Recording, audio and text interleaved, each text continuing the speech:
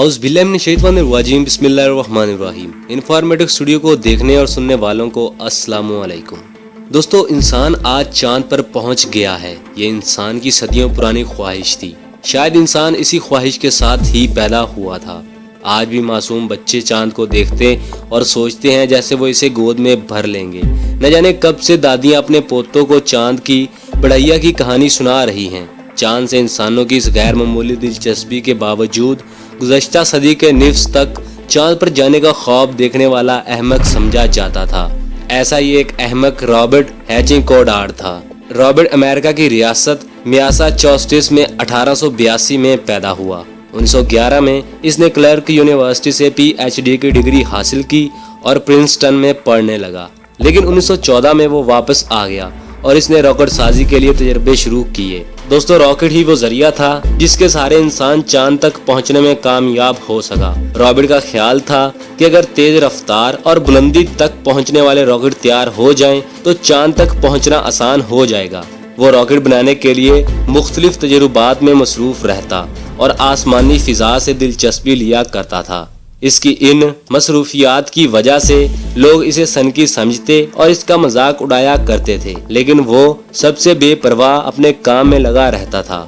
1919 में इसने 69 सफ़ात की एक छोटी सी किताब शाया की, जिसमें इसने बताया था कि आसमान की बुलंदियों तक पहुंचने का आसान तरीका क्या हो सकता है। ठीक उसी जमाने में रूसी साइंसदान ने भी इस किस्म के चंद मज़ामीन लिखे थे। ये अजीब इत्तेफाक है कि बिल्कुल इब्तदाई ज़माने से खलाई परवाज़ के मामले में अमेरिका और रूस एक दूसरे का मुकाबला करते रहे दोस्तों, लेकिन अव्वल आने का सहरा अमेरिका के सर रहा। 1923 में रॉबर्ट ने रॉकेट साजी का इब्तदा तजर्बा किया और आखिरकार 16 मार्च 1926 को इंसानी तारीख का पहला रॉकेट फिजा में बुलंद हुआ। ये 4 फीट लंबा और 6 इंच कतर का एक बांसुरी नुमा रॉकेट था। जैसे ही गैसोलीन ऑक्सीजन से मिली, धमाका हुआ और रॉकेट फिजा में बुलंद हुआ। ये पहला रॉकेट था। ये फिजा में 200 फीट की बुलंदी तक गया और इसकी रफ्तार 60 मील फी घंटा थी। ये इंसानी बरदार देवो कामत रॉकेटों का नन्ना मुन्ना बच्चा था जो बाद में छोड़े गए और इंसान को चांद पर ले गए। हर बड़े काम की इब्तिदा बड़ी मज़ाहका खेज होती है। राइट ब्रदरान का पहला जहाज भी तो बच्चों का खिलौना ही था। रॉबर्ट एक गरीब आदमी था। इसके पास तजुर्बात के लिए पैसे नहीं थे, लेकिन स्मिथसोनियन इंस्टीट्यूशन से चंद $1000 हासिल करने में कामयाब हो गया और इसने कोशिश जारी रखी। जुलाई में इसने दूसरा तजुर्बा किया। इस बार रॉकेट की रफ्तार भी तेज थी और वो ज्यादा बुलंदी तक पहुंच सका, लेकिन ये तजुर्बा इसे बहुत महंगा पड़ा। पुलिस ने इसे धर लिया और हिदायत की कि आइंदा वो इस किस्म के धमाके ना करे। पुलिस इसे एक सनकी शख्स ख्याल कर रही थी। इसके बारे में आम राय भी यही थी। रॉबर्ट बड़ा परेशान और रंजीदा रहने लगा। इस मौके पर इसका एक साइंसदान दोस्त डैनियल इसके काम आया। उसने इसे कुछ रकम फराहम की। इस रकम से इसने न्यू मैक्सिको में एक सुनसान जगह पर अपना तजर्बा गाह कायम कर ली और किस कदर इत्मीनान से अपने काम में लग गया। अब इसने ज्यादा बड़े, तेज रफ्तार और ज्यादा बुलंदी तक पहुंचने वाले रॉकेट बनाना शुरू किए। इसने रॉकेटों में बहुत सारी इस्लाहें भी की। 1929 में जो रॉकेट छोड़ा गया था, इसमें रॉबर्ट ने एक हवा पैमा, एक थर्मामीटर और तस्वीरें उतारने के लिए कैमरा भी लगाया था।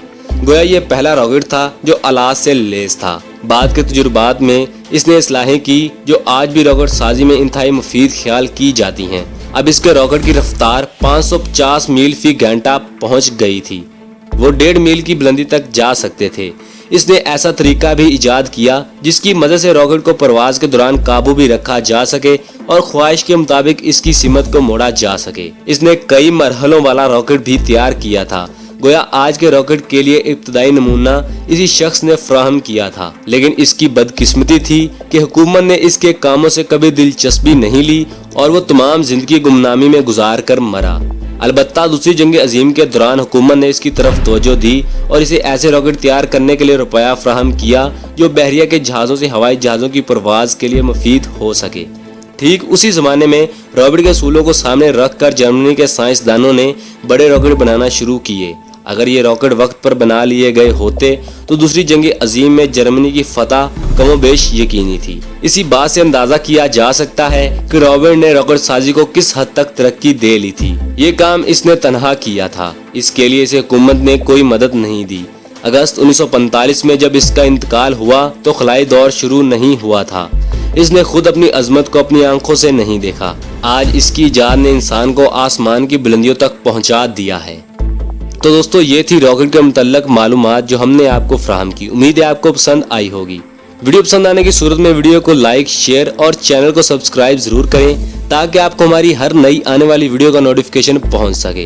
انشاءاللہ ملتے ہیں اگلی ویڈیو میں، دعاؤں میں یاد رکھیے گا۔ اللہ حافظ۔